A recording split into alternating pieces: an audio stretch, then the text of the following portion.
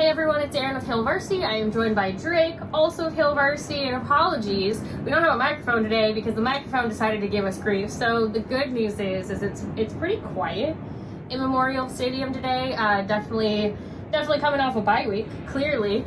But we have now kind of gotten back into the swing of things, if you will, after a wild couple of weeks.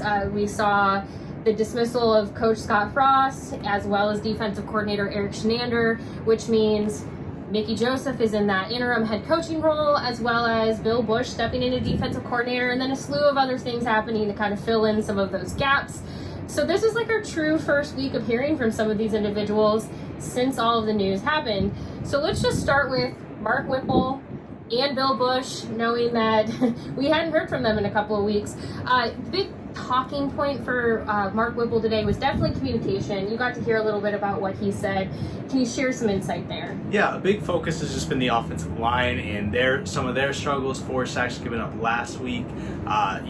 Whipple talked about how the communication between the offensive line and the quarterback and the running back and pass protection needs to be better, and that's something they're looking to improve going into Indiana and further on. Yeah, the one thing that stood out to me too with that communication, listening to Mickey Joseph speak about this just yesterday, was he was asked point blank, what would a win mean for Nebraska? And he talked about just like from a general standpoint of like giving them something to kind of believe in, giving them something to feel, good about. Just kind of, I think a big thing between the communication and overall just the thing that kind of stood out to me is that there's a lot of talk about the mentality side of this, I guess, is like making sure that mentality is, crossing over the communication channels, kind of getting them, lifted up from the last couple of weeks, which also did carry into a little bit about what Bill Busch said. He credited the team quite a bit for how it is handled the last couple of weeks, but what else did he have to say today? Yes, he said a lot about that. That was his main intro, was saying, wow, he's just really impressed with how the team has responded, how they've been working. The effort is not an issue, and he just feels good about the team's energy. He feels good about stepping into the role as defensive coordinator. He knows he doesn't mind it being a tough spot. As he said, it's what he signed up to do, is help coach this team and help them succeed. But he did say he's not completely done with the special team side of it just yet. Yes, Joey Connors is the special teams coordinator now, but he will still be, handling a little bit of that, especially on the field, and, really keeping the positive momentum, I guess, relative to last year on that unit.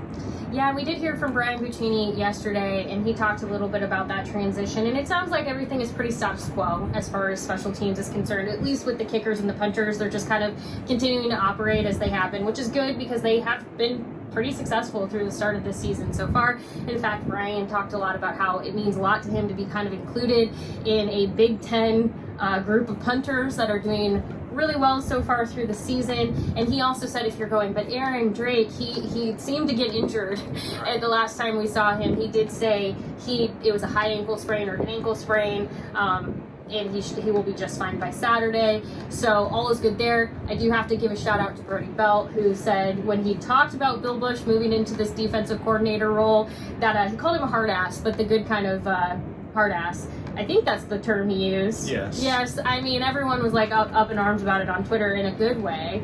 People were like really enjoying the Brody Belt commentary about Bill Busch yesterday. But that just seems to be across the board. They really are viewing this as a fresh start. They're viewing this as sort of the beginning of a new season, if you will. They know that they're technically 0-1 in the Big Ten at this time, but the West is still open. Yes, so that is definitely, at least the vibe I've gotten, is that is their goal and focus right now, is new season, fresh start, time to put in the work. Yeah, that's absolutely the vibe I got as well. And, Bill Busch feels the same, and Mickey Joseph approached him talking about, wanting a new voice on that side of the ball, and they've had their connections working together at LSU.